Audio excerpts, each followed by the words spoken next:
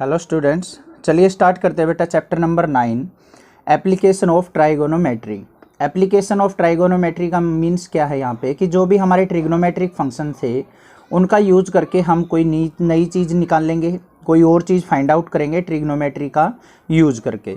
तो यहाँ पे चैप्टर 9 के अंदर मैं आपको सबसे पहले जो बेसिक चीज़ें हैं, दो चीज़ें वो मैं आपको यहाँ पे बताऊँगा जो यहाँ पे पूरे कंप्लीट चैप्टर में यूज होने वाली हैं। एक तो है एंगल ऑफ एलिवेशन और एक एंगल ऑफ डिप्रेशन।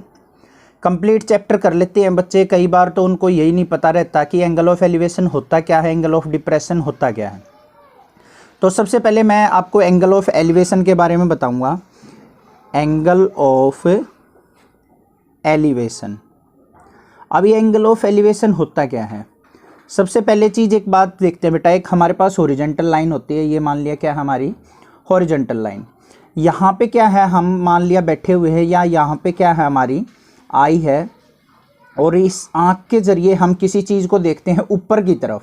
ये चीज़ ध्यान रखना है, एंगल ऑफ एलिवेशन में क्या होगा कि ऑब्जेक्ट को हमेशा ऊपर की तरफ देखा जाएगा। यहाँ पे मान लिया कोई ऑब्जेक्ट है, जैसे एग्जाम्पल के तौर पे मान लिया यहाँ पे क्या है, कोई भी पतंग है, ये मान लिया क्या है हमारा काइट है, इसको देख रहे हैं हम नीचे से ऊपर की तरफ। तो ये क्या होगा हमारा एंगल ऑफ एलिवेशन बनाएगा इस काइट के साथ। तो ये जो एंगल होगा ना, ये एंगल कहलाएगा हमारा angle of elevation. I hope ये चीज़ आपको क्लियर हो गई होगी कि अगर किसी ऑब्जेक्ट को हम ऊपर की तरफ देखते हैं तो ये होती है हमारी लाइन ऑफ साइट, देखने वाली लाइन, और हॉरिजॉन्टल लाइन ये होती है हमारी हॉरिजॉन्टल लाइन, और ये है हमारी लाइन ऑफ साइट। तो लाइन ऑफ साइट और हॉरिजॉन्टल लाइन जो एंगल बनाती है उसको कहा जाता है एंगल ऑफ एलिवेशन।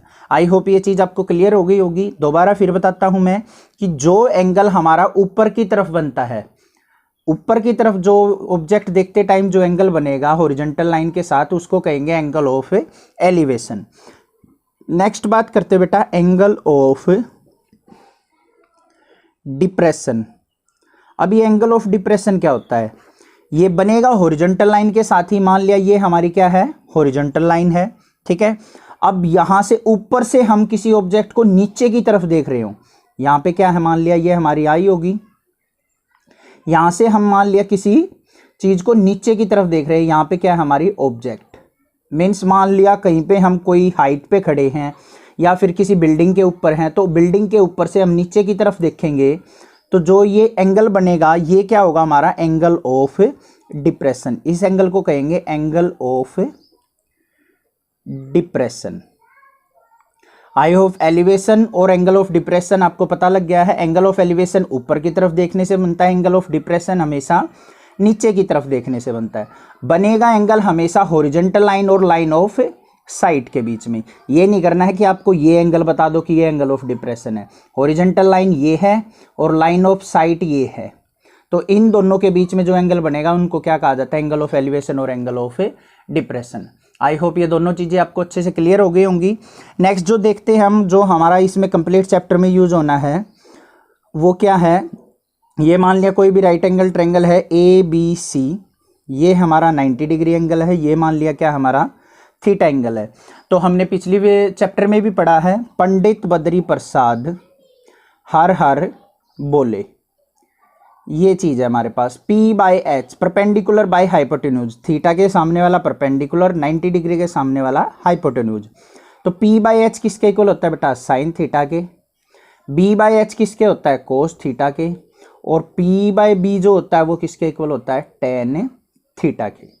और चीज़ हमें पता है टेन थीटा का रिवर्स किसके इक्वल होता है 1/कोट थीटा, तो क्या हो जाएगा B/P हो जाएगा। कोस थीटा का रिवर्स क्या होता है 1/सेक थीटा या सीकेंट थीटा, और साइन थीटा का रिवर्स क्या होता है 1/कोसिकेंट थीटा। बस ये चीज़ें आपको पता होनी चाहिए, इन्हीं चीज़ों का यूज करके कंप्लीट चैप्टर को हम करेंगे। चलिए बेटा अपना क्वेश्चन नंबर 1 देखते हैं कहाँ पे कैसे यूज होगा इनका। एक्सरसाइज 9.1 का क्वेश्चन नंबर फर्स्ट देखते हैं। यहाँ पे फर्स्ट क्वेश्चन रीड करेंगे, एक बार कंप्लीट स्टेटमेंट रीड करेंगे बेटा, तब उस क्वेश्चन को हम सोल्व करेंगे। क्योंकि स्टेटमेंट रीड करनी, जो हमसे पूछा गया है, जो चीज़ हमें गिवन है वो चीज़ें पता होना बिल्कुल ज़रूरी है क्वेश्चन करने से पहले। तो एक बार कंप्लीट स्टेटमेंट रीड कीजिए, तब देखिए कि हमें गिवन क्या है, क्या फाइंड आउट करना है। तो स्टेटमेंट देखते हैं। A circus artist is climbing a 20 meter long rope. एक सर्कस आर्टिस्ट है जो कि एक 20 मीटर लंबी रस्सी के ऊपर चढ़ रहा है, which is tightly stretched and tied from the top of a vertical pole, जो कि एक वर्टिकल पोल से ऊपर से टॉप से बंधी हुई है, टू द ग्राउंड और with the ground. Find the height of the pole, उस पोल की हाइट फाइंड आउट करनी है। If the angle made by the rope with the ground level is 30 degree. तो यहाँ पे क्या कहा है, एक मान लिया हमारा पोल है, ये हमने एज्यूम कर लिया पोल है, इसके टॉप से लेके और ग्राउंड पे एक रोप बंधी हुई है, रस्सी बंधी हुई है, ये मान लिया क्या हमारी रोप है। तो यहाँ पे क्या कहा है उसने कि जो एंगल बना रही है रोप विद द ग्राउंड, वो कितने डिग्री का बना रही है बेटा, 30 डिग्री का। और जो रोप की लेंथ गिवन है वो कितनी गिवन है, 20 मीटर, ये चीज़ हमें गिवन है। अब पोल है तो वर्टिकल पोल का है तो ये 90 डिग्री फॉर्म करेगा। नेमिंग कर लेते हैं इसकी ए, बी और सी। हमने क्या निकालनी है, हाइट ऑफ द पोल निकालनी है ए, बी। तो इन क्वेश्चन को करने के लिए हमें क्या करना है, सबसे पहले क्या करेंगे, हाइट ऑफ द पोल को या तो बेटा कहीं पे एज्यूम कर लिया जाता है कि एच हाइट मान लेते हैं, बट हम बिना एज्यूम करे भी इन क्वेश्चंस को इजीली फाइंड आउट कर सकते हैं।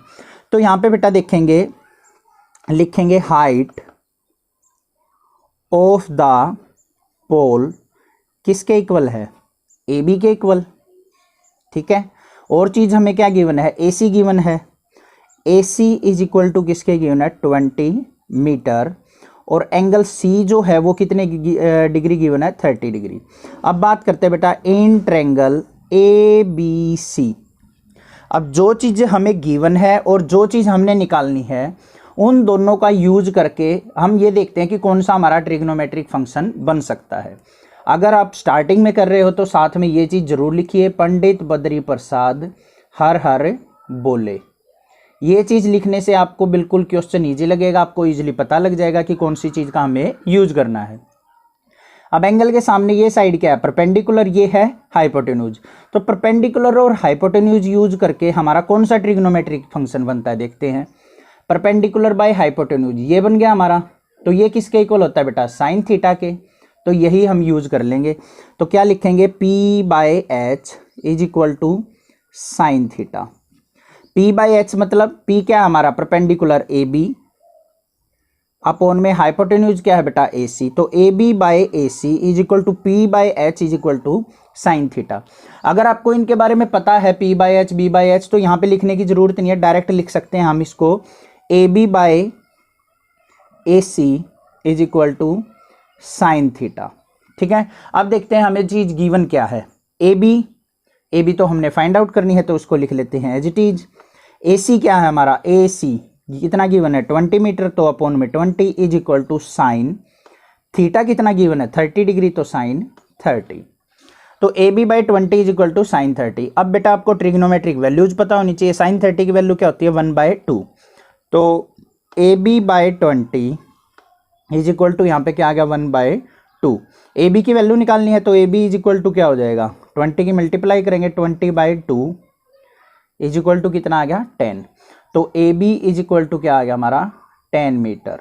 तो यहाँ पे लिख देंगे height of the pole equal to कितनी आ गई बेटा, 10 metre. This is the answer.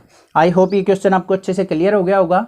यहाँ पे कोई डाउट हो तो बेटा आप सेकंड क्वेश्चन देखेंगे, उसमें आपको अच्छे से क्लियर हो जाएगा कि किस तरीके से हमने ट्रिग्नोमेट्रिक फंक्शन का यूज करना है।